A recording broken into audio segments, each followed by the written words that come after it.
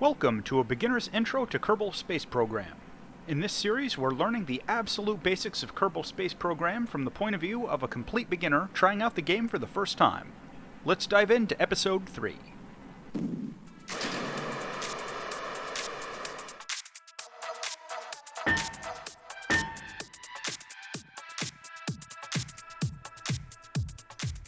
Welcome back to Kerbal Space Program.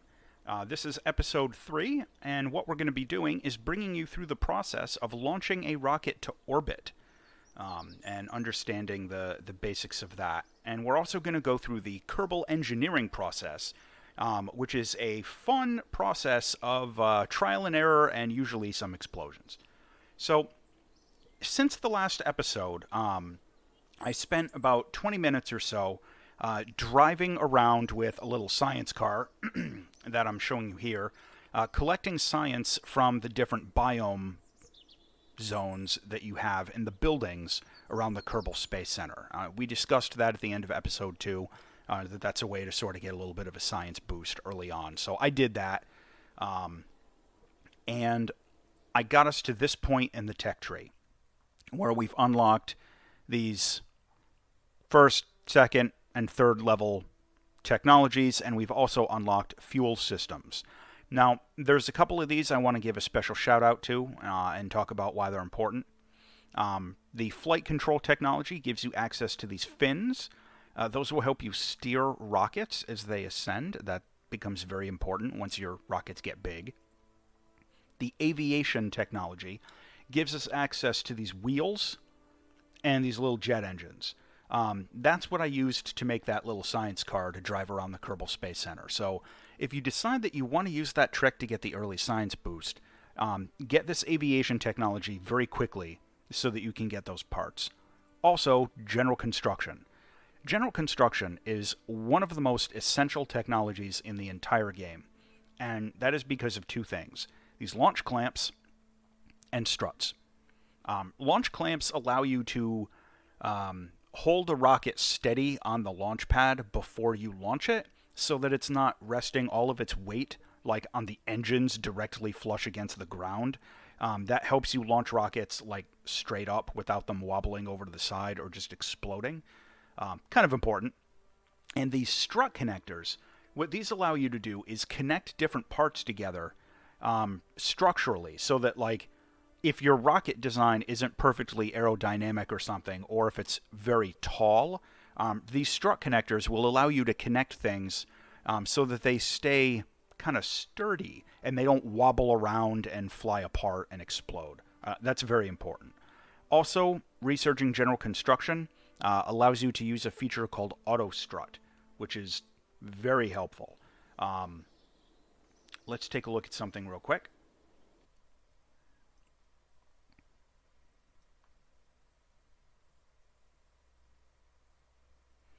If you go here into your settings from the escape menu, you want to make sure this advanced tweakables option is turned on. This will allow you to use the auto strut function. Now we'll show you what that's all about in just a moment here. So first thing we're going to want to do to talk about getting something up into orbit, let's build a new little capsule here. And we'll do it very similar to our previous one.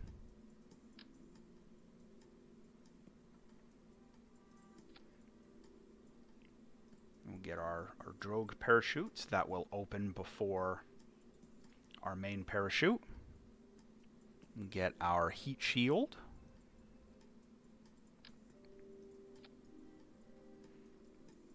Actually, you know what else? Let's demonstrate another very important part. This science box.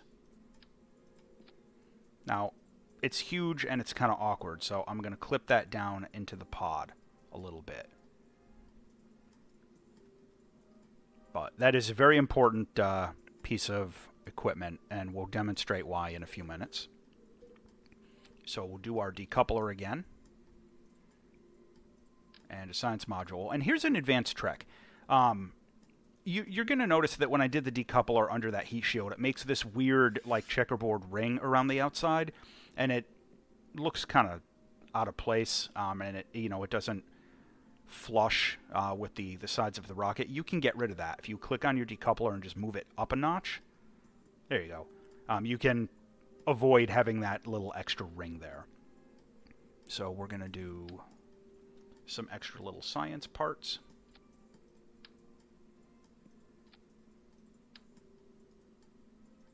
Oh, I didn't want that with two of them. Didn't need the symmetry. And it's the X key on your keyboard that controls the symmetry. And or you can click the little circle down there in the bottom left. So we're going to bring this in a little bit, just so it's a little bit more flush.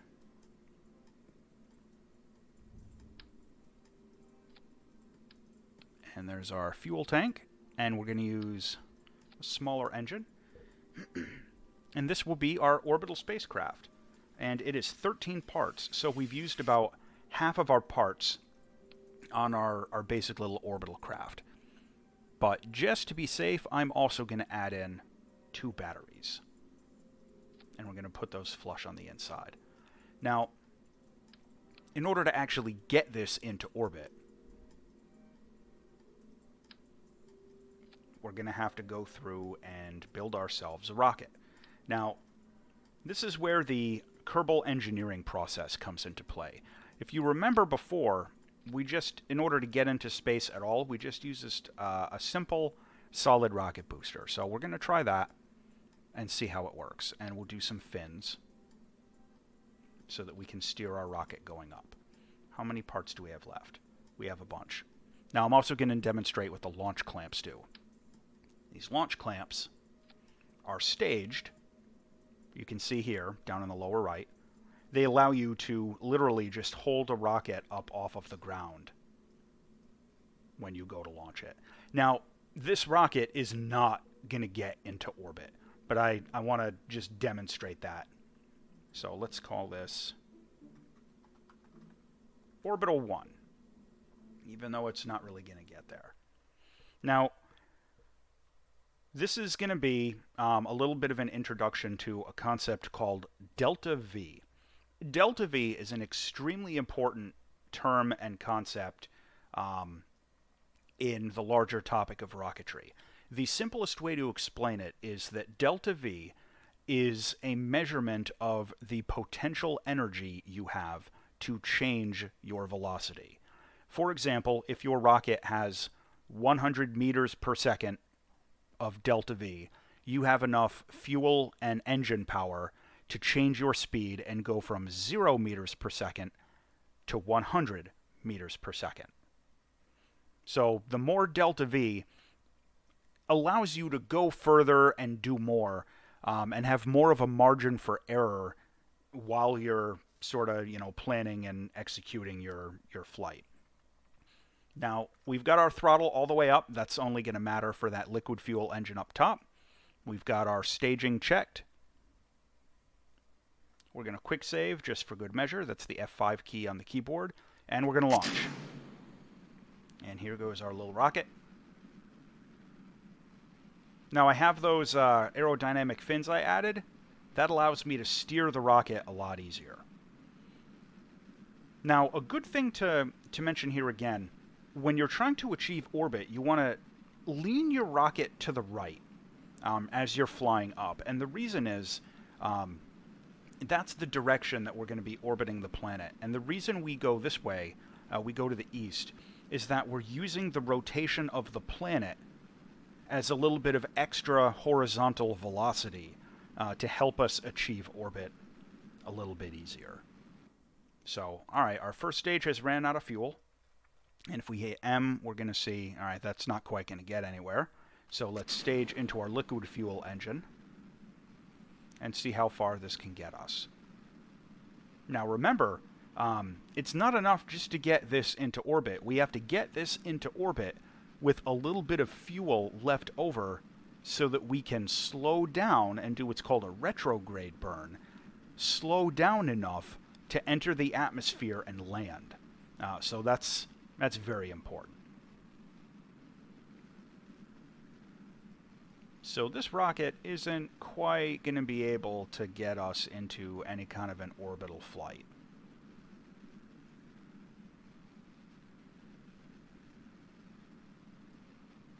Yeah, as you can see, you know, this gray line is showing our trajectory. It's not going to get us into anything close to an orbital flight. So we're going to hit the escape key, and we're going to revert flight and revert to vehicle assembly. Now, one of the ways that the technology tree in Kerbal Space Program forces you to research some of the better parts is that these extra fuel tanks are larger and carry more fuel in one part. Now, so here's this fuel tank here, right? We can take one of this one or two of these other ones. They're literally just half the size. But the advantage is this other tank is one single part and only counts as one towards our part count. So that's the advantage there, and that's kind of why that's so important. So we're going to take two of these, and we're going to take a Swivel Engine, which is a liquid-fueled, gimbaled engine. This will be steerable as the rocket goes up through the air. And we're also going to do a couple of these radial-mounted decouplers, watching our parts count, with some booster engines on the side. And this will be a good opportunity to demonstrate a couple of different concepts. So first, let's bring these down a little bit. Uh-oh, look at that. Our rocket has gone over mass. We have a mass limit because of our launch pad of 18 tons. So that might be a little bit of a problem. Those solid rocket boosters are heavy. So let's switch down to the smaller ones and see if that'll work for us. Okay, that'll work. We're under our parts count, we're under our mass limit. These little rockets aren't going to give us a whole lot of extra thrust, but they'll give us something. Now what we're going to do is we're going to put a nose cone onto these little side boosters, and we're going to use our struts. The strut connectors literally just attach like this, and it's literally just a structural brace that will keep these stable and secure as the rocket goes upwards. You can also right-click on a part and use this feature here, Auto Strut. You can click through that and auto strut to heaviest part, root part, grandparent part, or disabled. With something like this, I would usually auto strut to the grandparent part, but since we have these strut connectors, we don't really have to bother. You can, but it's not essential for this. I'm also going to use 2 launch clamps, since I don't want this whole rocket balancing all of its weight onto that little swivel engine. So let's set up our staging. We're going to do the swivel engine, and those 2 solid rocket boosters and the launch clamps. Then, once the solid rocket boosters burn out, we're going to do the second stage with these decouplers, the radial decouplers, to jettison them. And then our upper stage is going to be what we hope is our orbital spacecraft. So let's see how this works out. Now, because our first stage of this rocket contains a liquid fuel engine, it's going to be very important to make sure that we throttle up right from the start. So you can see down there our throttle is at maximum. We're going to turn on our stability assist. Let's bring up our resources tab and stage our rocket. Now for a flight profile, you want to start to bank once you hit about 100 meters per second. All right, discarding the dead weight of those solid rocket boosters. And your goal... Oh, we're tipping over. Oh no! Oh no! So the reason that happens is if the center of gravity in our rocket is not really ideal. We can sometimes recover from one tip, but ideally you don't want that to happen. But as I was saying, for an ideal flight trajectory, what you want to do is you want to aim for flying about 45 degrees once you hit 300 meters per second. Oh, oh, oh, we're tipping again. Now, that's also something, what you're seeing there. This is also a problem that having some stability fins can help with. However, we don't have enough parts count. So that's a bit of an issue. But let's fly this up just to see what happens. We'll continue this mission and see how far we can get. Now, those couple of tumbles we took there on the way up, due to the aerodynamic instability of our rocket, that cost us a lot of performance, because as we were tumbling, we had excessive drag through the atmosphere that was slowing our rocket down. And it was also throwing our trajectory off quite a bit. So we lost a lot of energy through those tumbles. That's a very bad thing, and definitely something you want to avoid.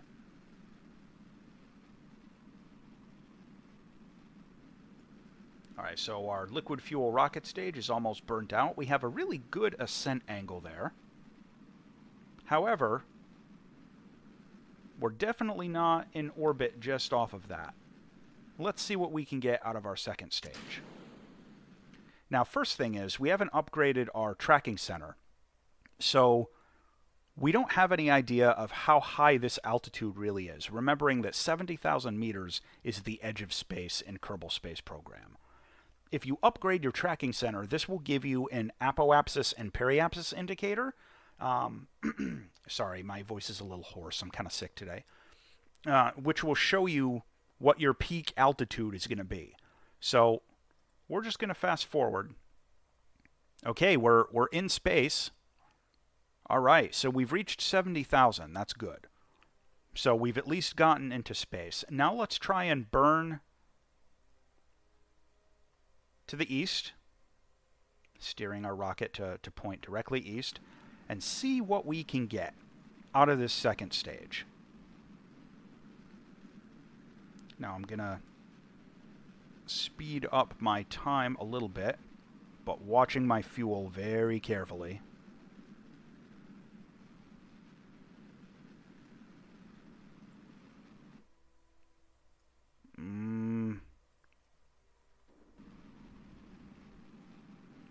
Maybe.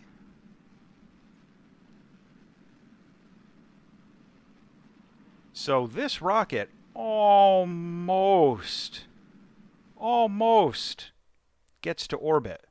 So as it is right here, this is going to be a suborbital space flight, but that's not what we want. So let's revert back to vehicle assembly, or you can just fly that mission out. That's totally fine too. Now, what was holding us back here? What was holding us back, if you remember, was the weight and the parts count. So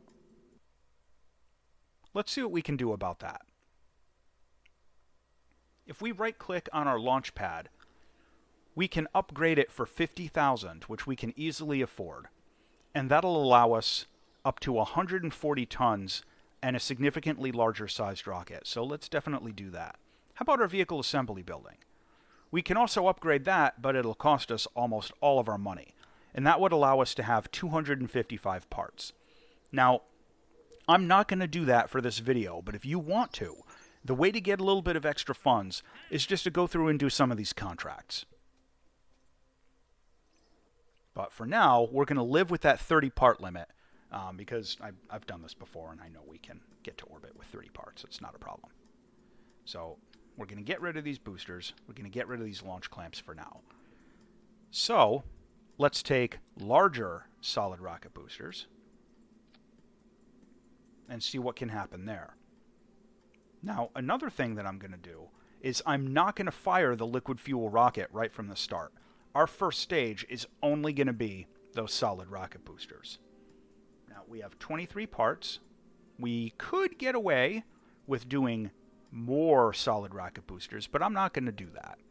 I'm just going to put a nose cone, and I'm going to auto strut these to the grandparent part. That will save us 2 parts on our struts. And I'm also going to do 4 fins on the liquid-fueled stage of our rocket. This will help us maintain stability and steer as we go up. We're not using launch clamps on this rocket. But all of the weight is going to be on these solid rocket boosters, which are a little bit more sturdy than this single liquid fuel engine. So we'll save and we'll launch. Okay, we're going to throttle up. Even though our first stage doesn't use the liquid fuel engine, when we stage into it, we want it to already be at maximum throttle. Hit our resources, stage into the solid boosters, and up we go. Now you can see these two solid rocket boosters have more than enough thrust to get our core rocket here off the ground. So that's a pretty good value. Now we're going to want to start to angle sideways a little bit to the east, and we're not going to go too far, again, because we don't want to do that tumble like we had before. Now we're almost out of juice on the solid rocket boosters. Now, I'm not going to be fully 45 degrees yet, because when I jettison these boosters, I don't want them to fall back and hit my rocket and explode. See there? They could have easily fallen back and hit my core rocket and exploded, so I didn't want that. So we've staged into our liquid fuel rocket, we're still gaining speed, and we're steering into that 45 degree angle. And as you can see, we've just started this central burn, and we're already pretty high into the atmosphere. So we got a lot of good value out of those two solid rocket boosters. Those particular boosters, those solid ones we were using, are very inefficient. They're actually not a good value in terms of delta V and thrust relative to their weight. But early on in the game, they can be a good value just in terms of getting some of these, basic missions off of the ground. They're most useful in like radial mounting like that. And if we had 4 of them, we could get pretty far with even just this basic rocket. So we can see there we're getting pretty high. We don't have our apoapsis or periapsis indications, so we don't really know for sure how high that is, but we can guess. We're almost 50,000 meters, and that's definitely more than twice our altitude away, so that's definitely going to get into space. So I have cut my throttle.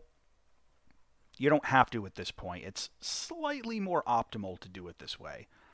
I'm going to cut my throttle and speed up until I am just out of the atmosphere. Then I'm going to use my throttle again, just inching it up a tiny bit so that I can help steer the rocket. If you look closely, you'll see that the Swivel Engine has a steerable gimbal mount that'll help you control your direction. And then I'm going to punch it once we're going directly east. And we'll see our flight trajectory there gradually start to increase. And this rocket from this point should have no trouble achieving orbit. And you're going to notice we didn't have any tumbling problems or anything. These aerodynamic fins helped quite a bit in keeping our rocket nice and straight. Now you're going to see I'm angling down a little bit into the dirt. What that's allowing me to do is to help optimize our trajectory here so that our flight path is a little bit more of a circle. Oh, look at that. Look at that. We have just about achieved orbit. But just to be sure, I'm going to turn my throttle all the way down, and I'm going to stage so that we jettison our booster here, and we have our orbital spacecraft left. Now, what I'm going to do to make extra sure that we're actually in an orbit, and that this portion over here, this lower part of our flight path, isn't low enough to get into atmospheric friction, is I'm going to time warp so that we're over here on our highest point, and then I'm going to burn a little bit more just to raise our altitude and circularize our orbit. So we'll use our time slider here in the corner just to get up here. And this doesn't have to be exact. I mean, this early in the game, doing these kind of missions, you can be really sloppy and still be successful. And I'm deliberately not optimizing some of my stuff here just to try and demonstrate that there's margin for error. So you can see I've boosted in the direction I was traveling, and it has raised our altitude over there and circularized our orbit. So we are now definitely in orbit. So congratulations, we have achieved orbit around planet Kerbal. Now let's do some science. We already did the crew report for a suborbital flight, so nothing to see there. We can take temperature, nothing to see there because we already did that in our low orbit. Our barometric pressure, we've already did that in our low orbit. Our mystery goo, we've already done that, but we can get some diminishing returns from it. And we can conduct a material study. We've already done that, but we can get some diminishing returns from it. Now, the reason I'm doing these isn't just for the diminishing returns. I want to demonstrate this part here, the science container. Use this function to collect all. What that'll do is it'll take the scientific data off of these other parts and move them into the science container. That way, when we stage and we jettison all of this extra dead weight when we go in to land our capsule, we can still get the science from these parts even though we're not bringing them with us back down for landing. So that ends up being extremely important. Now, we're going to go into land, and I want to land in the daylight. So the way I'm going to do that is I'm going to use my time warp again until we're over here on the night side of the planet. Then I'm going to angle my rocket so that I am facing retrograde. Again, that symbol there, the little triple line with the X through it, is your symbol for retrograde. And what that means is that we are facing backwards relative to our direction of travel. And I'm going to punch my throttle until our trajectory is going to dip us down into the atmosphere. Now, I don't have the tracking center upgraded, but the target that you want to go for here, at least that I always use as a very safe estimate, is to get your apsis to about 30,000 meters. That will provide enough atmospheric drag to slow you down for a landing. However, it will not produce so much atmospheric drag that your spacecraft burns up upon re-entry. However, since I don't have that measurement, I have to kind of just try and eyeball this, which is very unreliable. So you may absolutely blow up some space capsules when you try this for the first couple times. That's why you hit F5 to do a quick save, and you can hold down the F9 key to reload it. So that'll be your friend. So I don't need any of the rest of this stuff. We are set on our trajectory to re-enter the atmosphere and land. So I'm going to hit space and stage out of all of that rubbish. Now, one thing I've noticed, my parachute staging is incorrect. Uh-oh. The good news is we can use these little plus and minus keys to adjust our staging mid-flight. That's a very useful thing and something that you should definitely get in the hang of doing early on. So I've taken our two drogue parachutes and moved them into the next stage. And what that'll allow us to do is to slow down a little bit more before our main parachute drops. Now I'm going to turn off my stability assist for right now, and I'm going to speed up just because we don't need to spend 20 minutes floating around the planet. Once we get to the point where we're starting to get close to entering the atmosphere, I'm going to turn stability assist on for a moment or two, just to orient our capsule so that this heat shield is going to be going head first into the atmosphere and absorbing all of the thermal energy. And we briefly talked about that before, but you're going to notice for a regular re-entry here that this heat shield is going to be getting kind of smoky, and the ablator is going to go down. What ablator is just material that burns up and flakes off of the heat shield to transfer thermal energy away from the spacecraft, just as like debris, so that it doesn't transfer up into our crew capsule here. Now, this re-entry is going to take quite a while, so we can use our time warp to speed this up. You don't have to, but you can. We can also check. Oh, we haven't done a crew report from Kerbal's upper atmosphere, so there's a little bit of extra science. How about that? So as you can see already, our ablator resource is starting to drain. And we're cooking. You can see our velocity here is starting to decrease.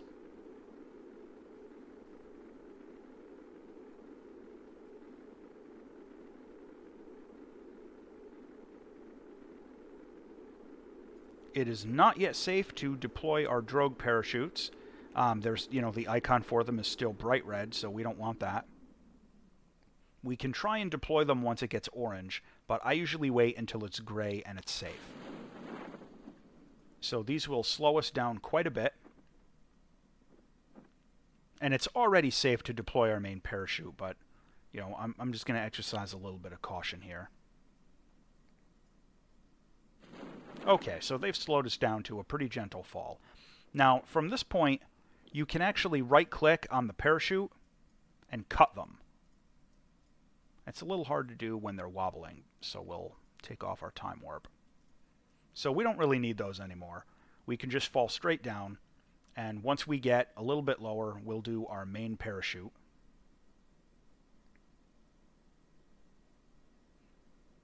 Coming down from orbit, I usually do that at around 1,500 meters.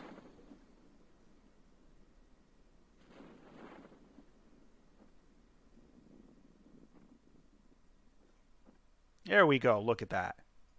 That's a good safe landing velocity. Now it's going to take a few minutes to float down, so we're going to time warp and speed up.